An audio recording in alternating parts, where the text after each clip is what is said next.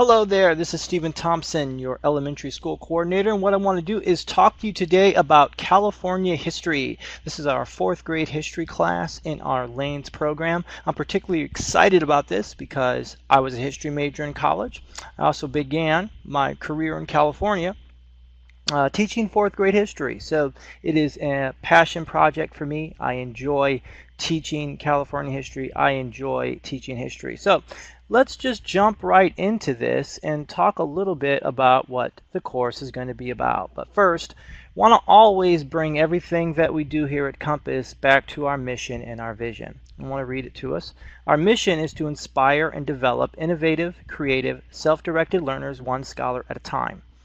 Our vision is to create a collaborative virtual learning community inspiring scholars to appreciate the ways in which arts and sciences nurture a curiosity for lifelong learning and prepare scholars to take responsibility for their future success. Now, when we created this course, it was with this in mind. The purpose is not just to regurgitate and recite facts for the scholars to repeat. It's not to introduce them to a particular worldview and indoctrinate them in a form of thinking.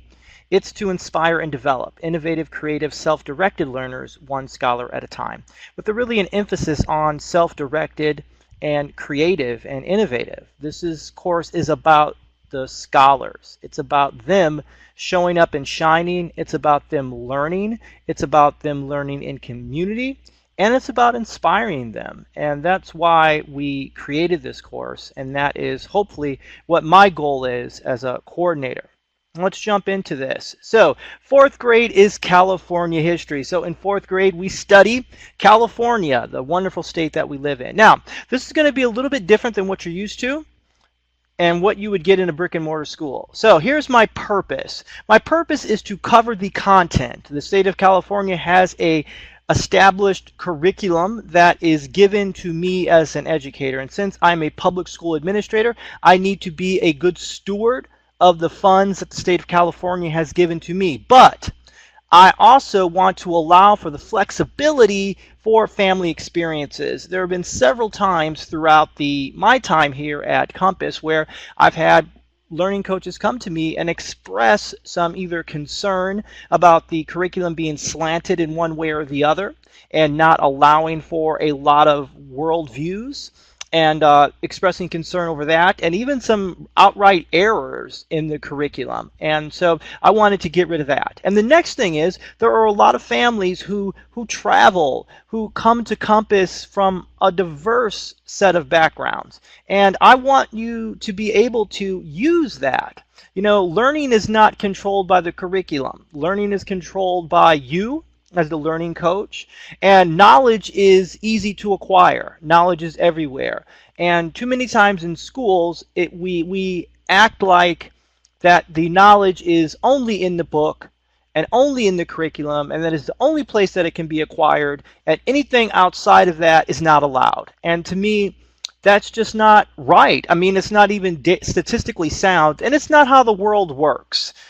We have to learn from all different sources, and I think in your job, in your workplace, in life, we use a variety of experiences and a variety of material and a variety of information, and we have to bring that all together. So that's what I want to do. I mean, think for instance, I work here at Compass from 8 to 5 every day, but then I have to pay my mortgage, and I have to pay my car bills, and I have to pay my cable bills, and if I use my employee handbook to pay my car note, that wouldn't work. So somehow schools want us to work that way, where everything we do is contained in one spot, and that's not how life works. So that's really what the purpose of this is. So with that, here's how we're going to do it this year. It's going to be very organized. Here's our format. We're going to go through 5 areas in California history, and we're going to look at history through the lens of colleges, governors, businesses, cities, and our local government. And that's what we're going to do. And we're going to have a regular flow. Each week we're going to have a workflow, and that workflow is going to look like this. On Monday we're going to have a student investigation, and that can either be a current event or a historical event from the theme city. So I'm going to introduce you to each month we're going to study a theme, and you're going to be looking at on a Monday either a current event that is going on in that particular city, or you're going to look up a historical event, and that's going to be for you to choose. Okay? On a Wednesday, we're going to have a live session. That's where I'm going to teach a specific lesson to the scholars about California history. And the good news about that is there's also going to be a recording. But inside of that recording, there's going to be an assignment. So it's very important. If you cannot make it to the live session, and we want everybody to be at the live session, but we understand too that you homeschool because you want flexibility and choice. So with that, you can come on out either to the live session or you can listen to the recording. The important thing is that the scholar will have an assignment at the end of that. Now, on Friday, there's going to be a student project due, and that project is going to be in the portfolio. And the student will submit that portfolio assignment each week. So, very simple. That's going to be the workflow every week for history. Monday is going to be student investigation. Wednesday is going to be a live session. Friday is going to be student project due. And that's going to be due and put into your student portfolio, which we will go over in depth on 9/6 and also in a recording. So here's what we're going to be working on. We're going to be looking at cities in California, the largest cities in California, and we're going to study them in chronological order from when they were founded. So in September, we're going to look at San Diego, and we're going to look at San Diego from a historical perspective and from a current perspective. And then we're going to look at San Diego through those 5 areas that I showed you at the beginning. And we're going to start off, San Diego was founded in 1769. So we're going to study history from the course of, we're going to go back and forth between current and past. Now, in a regular history class, you start off at the beginning of the year. You start off with California as a landmass. Maybe you will get to the end of the year and you'll be talking about current events. And all of these things are going on in the state of California, and you never talk about them because they don't fit the curriculum.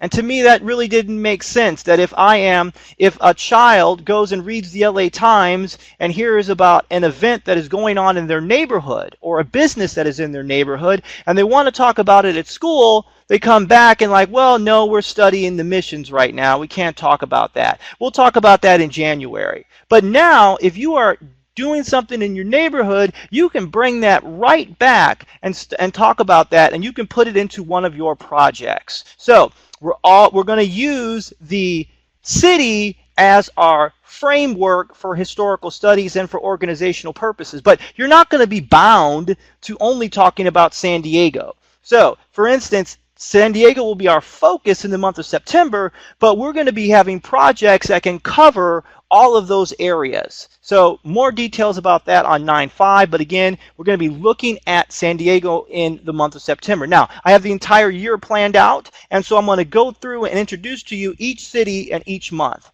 So September is going to be San Diego, October is going to be San Francisco, December is going to be Los Angeles, and notice the years that they were founded. Now, these are the largest cities in the state of California, but the largest city obviously is Los Angeles, but Los Angeles was founded in 1781. Now, there were other cities that were founded before San Diego, but I wanted to specifically look at the largest cities by population in terms of our focus cities, in case that makes sense, and that's also something that we can research as well.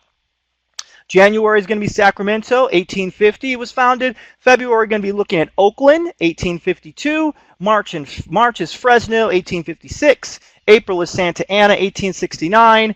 May is Long Beach, and that is 1949. So as you can see, we have the normal progression that you would have in a normal classroom, but we're also going to add the ability to talk about the modern day at the same time. So we're going to be doing dual purposes, and I think that's something that you don't get in a brick and mortar school, and it's something that really is going to set us apart in lanes and the type of education your scholar is going to be getting. And this is going to be really exciting as it gets up and going during the year, because you're going to have you get the opportunity to really create your experience in this course. It's not going to be so much Mr. Thompson is telling you what to do. Mr. Thompson is going to coach you through California history, and the projects that you pick are going to be up to you. So that's what we want to be looking at. Okay, next. So in June, all of this is going to culminate in what is called a governor's project. Now, the great thing about a governor's project, it's not going to be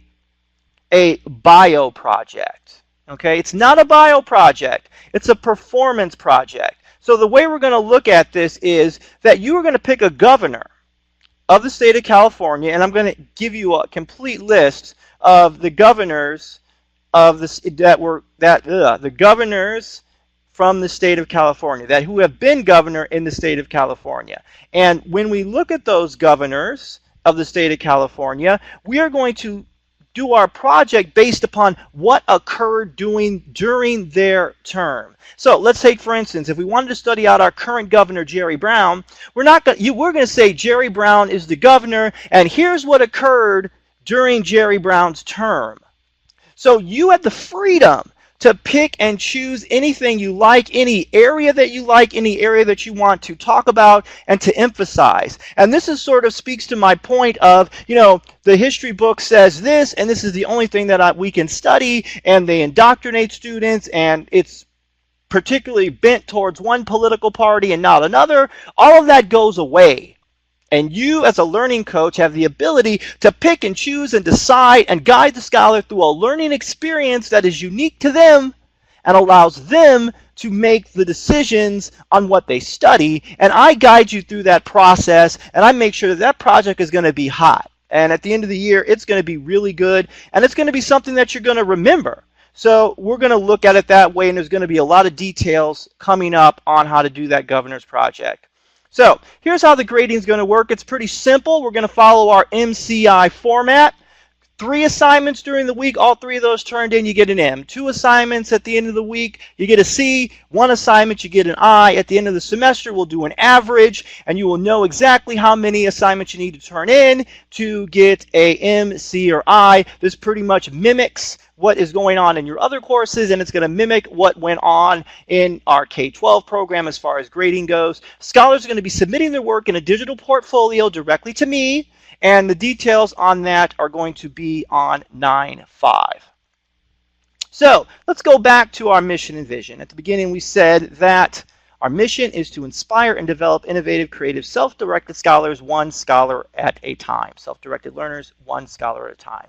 And our vision is to create a collaborative, virtual learning environment, community, inspiring scholars to appreciate the ways in which arts and sciences nurture a curiosity for lifelong learning and prepare scholars to take responsibility for their future success. So in the right-hand corner here, this is a picture of Helen Hunt Jackson. And she was born in October 15th, 1830. And she died in August 12th, 1885. She was an American poet and a writer. She was an activist on behalf of, she worked to help improve the treatment of Native Americans by the U.S. government. And she wrote several books and worked directly with the government to try to, help improve improve conditions for Native Americans during this time. She wrote several novels, and some of these novels and the areas that she wrote about became tourist attractions later on. So this is an example of how you yourself can find a historical figure in California. You can look her up in previous schools. She may be in your textbook. She may not be in your textbook. But you as a scholar get the ability to explore your curiosity. And I think sometimes curriculum can limit curiosity. Or, you don't get credit for your curiosity. I just remember as a child, I would read books all the time. I was a ferocious reader. And I started reading Stephen King books when I was in 3rd grade. Now today they probably would call child services on my parents. But for me, I was a reader. I loved reading. And I would come to school and I would want to talk about these books that I read, and I would get these kind of crazy looks from my teachers.